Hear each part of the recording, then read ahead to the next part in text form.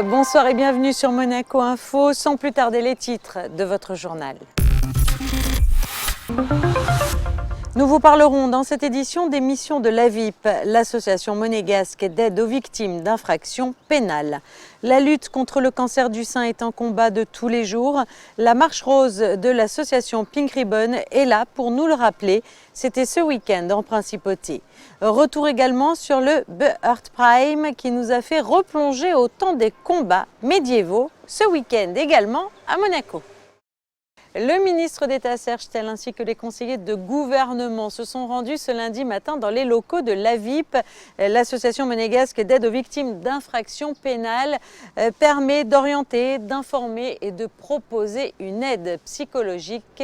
L'émission de cette entité avec la présidente de l'AVIP. L'AVIP, comme son nom l'indique, est une association d'aide aux victimes d'infractions pénales. Donc c'est une aide aux victimes essentiellement de violences, évidemment actuellement avec la libération de la parole, surtout violences physiques, mais il y a aussi violences psychologiques et malheureusement souvent dans un contexte familial ou conjugal. Ça arrive souvent. Et alors les missions de l'AVIP sont très diverses. Je pourrais citer un exemple, notamment l'accueil, l'écoute des victimes. Ensuite, le suivi psychologique des victimes. L'accompagnement des victimes dans leurs démarches judiciaires ou administratives. Et en cas d'urgence, il y a également un hébergement provisoire en cas d'urgence et de nécessité absolue.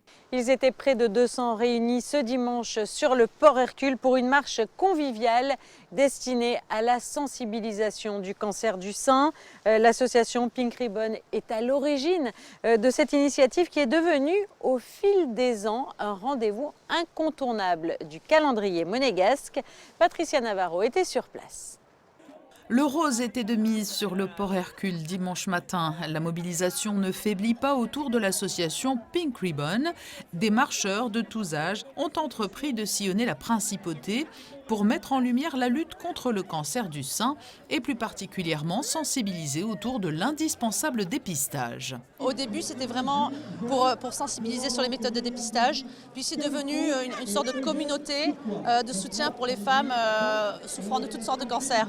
On reste bien sûr le Pink Ribbon, le ruban rose pour le cancer du sein, mais on est devenu quelque chose de beaucoup plus fort, de plus global et vraiment d'unifiante pour toute la Principauté, pour toutes les femmes des comités limitrophes aussi. C'est devenu une célébration de la vie, du combat et de l'espoir.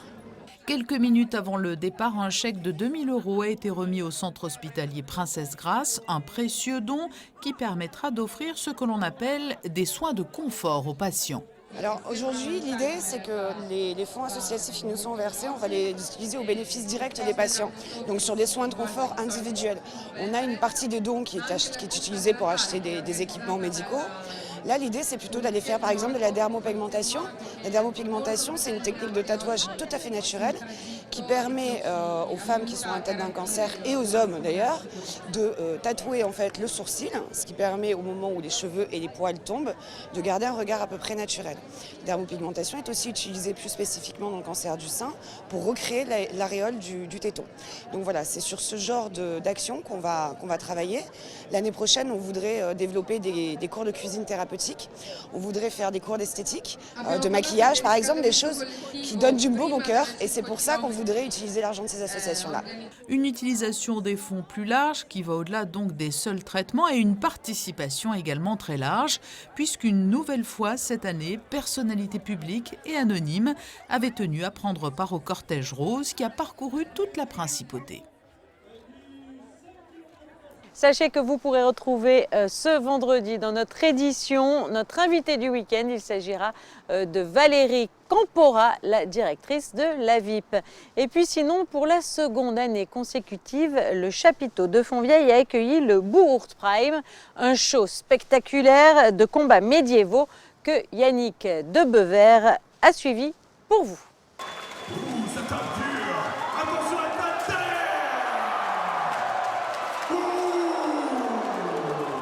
Dès les premiers combats, le ton est donné. C'est dans un chapiteau de Fontvieille chauffé à blanc que les meilleurs chevaliers du monde se sont affrontés samedi. Le championnat final de Béour se nomme Bourt Prime. Je voudrais souligner qu'on a un logo qui décrit Bourt Prime. C'est Challenge the Best. Pour moi, c'est une Ligue des champions et pour moi, c'est la ligue où toutes les équipes et tous les combattants partout dans le monde veulent être. Parce que c'est la ligue des équipes les plus fortes du monde. Russie, Pologne, Ukraine, République tchèque, France et Mexique étaient les 6 pays représentés dans la lice, cette enceinte dans laquelle les chevaliers s'affrontent. Entre 2 combats, les spectateurs avaient l'occasion de prendre l'air dans la foire médiévale. Les enfants aux anges ont pu essayer le béour et la joute sous les yeux attentifs des éducateurs. Mais l'événement principal pour les Monégasques, c'était bien sûr le match exhibition entre les Grimaldi Milites, l'équipe de la Principauté, et Feltrio, équipe italienne de Gênes, sous les yeux de son Altesse Sérénissime, le prince Albert II. Le béour, c'est de la camaraderie, de la fraternité, c'est du combat, on aime tous le combat, c'est aussi de la volonté de se rapprocher un petit peu de l'histoire. Monaco en plus c'est complètement gravé dans la pierre, notamment lié au Moyen-Âge. Et ici on reprend la relève de ce sport formidable qui a été remis au goût du jour par les Russes, mais qui était pratiqué au Moyen-Âge pratiquement avec les mêmes règles lesquelles nous combattons aujourd'hui. Les Grimaldi Milites n'ont eu aucun mal à se défaire des Feltrio, victoire nette 2-0. Finaliste malheureux l'an passé, l'équipe russe Berpau a triomphé cette année. Preuve, s'il en fallait encore une, que les Russes sont les meilleurs combattants de béour du monde. Les chevaliers monégasques, quant à eux, se sont donné rendez-vous ici même l'année prochaine, mais cette fois-ci en tant que concurrents. Passons à présent en revue votre carte météorologique avec Alexandra Pani. La météo sera maussade sur l'ensemble de la semaine. Le soleil sera bien timide avec tout de même de larges éclaircies jeudi. Les températures seront fraîches mais de saison. Le week-end se passera lui aussi sous les nuages. Cette édition est à présent terminée. Retrouvez tout de suite votre magazine Actu Sport avec Émilie Rousseau.